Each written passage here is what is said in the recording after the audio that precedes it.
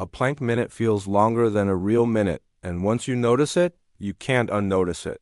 60 seconds on a clock turns into a mental eternity the moment your forearms hit the floor. Time stretches, breathing gets loud, and suddenly your brain is convinced something is wrong, even though nothing actually is. I didn't start this experiment because I wanted visible AVs or some dramatic transformation. I started because I was curious. Curious why such a simple movement felt so mentally uncomfortable. Curious why people avoid it. Curious what would actually happen if I stopped treating planks like a finisher and made them a daily practice. The experiment was simple. 30 days, one plank every day. I started at 23 seconds and ended at 247, over 7 times longer. But the most surprising changes didn't happen in my core. They happened in my head. Day 1 was humbling. Forearms down, body straight. Press the floor away, neutral spine, timer on. 23 seconds later I collapsed. No drama, no pain. Just done. For context, I wasn't starting completely cold. I'd taken a few months off focused core work after a minor lower back tweak, so I wasn't brand new, but I wasn't prepared either. Most beginners land somewhere between 10 and 30 seconds anyway, so this wasn't unusual. And honestly, most people don't need more than 2 minutes. My goal wasn't to chase some extreme hold. It was simple. Reach 2 minutes and see what changed over 30 days. I picked a fixed time every day, same place, same setup, same rules, no skipping, no bargaining. That consistency mattered more than I expected. I also tracked everything because memory lies when effort gets uncomfortable. Here's something most people miss. Your form breaks before you feel it break. On day 1, I filmed myself from the side and saw my hips sagging at 18 seconds.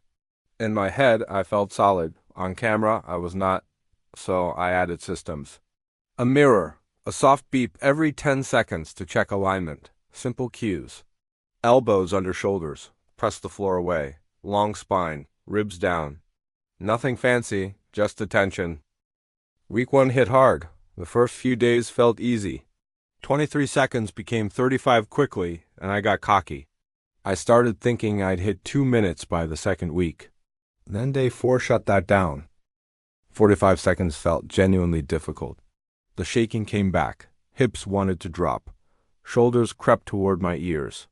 Day 5 was worse. I quit at 32 seconds for no real reason. No injury, no excuse. I just stopped. That one bothered me more than failing physically. By day 6, I hit 55 seconds, but the final 15 felt longer than the first 40 combined. When effort spikes, your brain distorts time. Seconds stretch. Discomfort magnifies.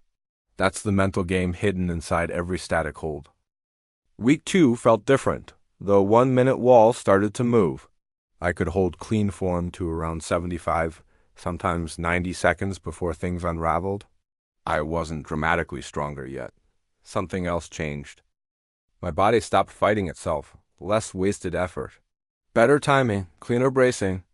I don't have a better way to explain it other than this. I was less inefficient. The visible shaking most people get faded around day 12. It turns out your nervous system needs time to understand what a plank even is. Once it does, things calm down. Soreness showed up early, deep, quiet core fatigue from days 3 to 6, then faded into background noise. Around day 14, boredom became the real enemy. Static hold stretch time. No movement, no novelty. Just you and the clock.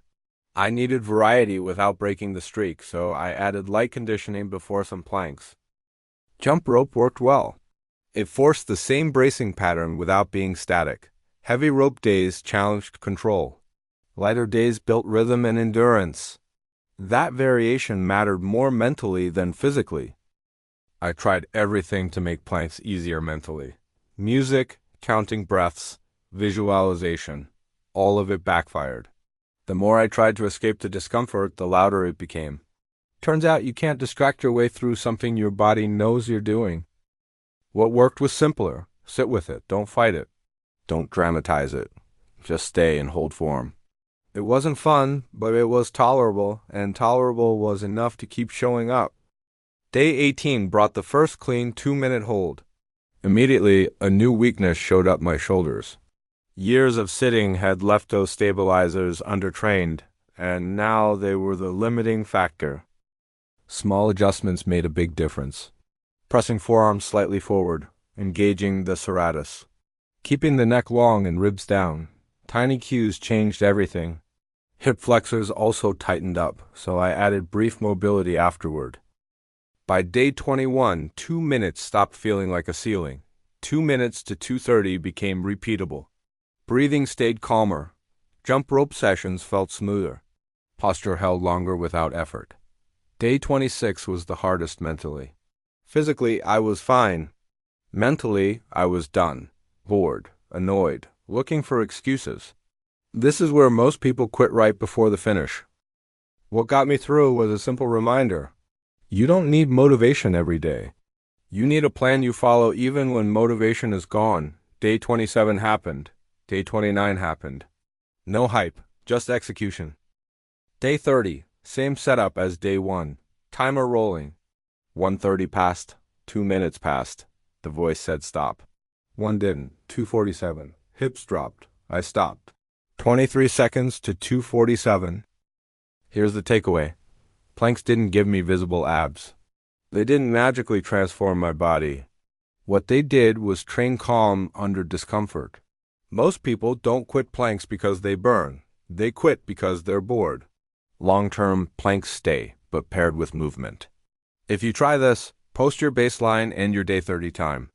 And if you want more experiments like this that actually test discipline instead of selling hype, subscribe. Now go train.